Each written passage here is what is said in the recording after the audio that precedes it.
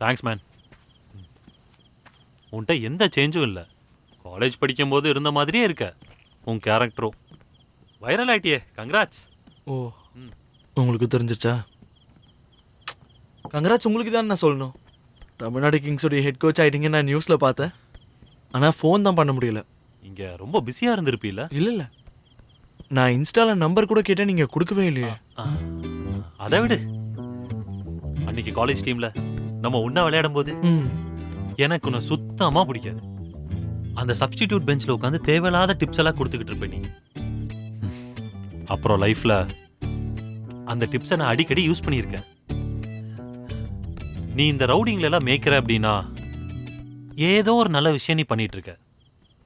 அதனால Kings management கீழே ஒரு ஸ்போர்ட் எப்பவுமே இருக்கு. அசிஸ்டன்ட் கோச் தான் வேலை. அப்புறம் அண்ணா, நன்றி சொல்றதுக்கான நேரம் இன்னும் வரல. You have to earn it. அடுத்த மாசம் என்னோட டர்ஃப்ல ஒரு ட்ரையல் நடக்கும். இந்த கிராஸ் ரூட் ரெக்யர்மெண்ட் சம்பந்தப்பட்டது தான்.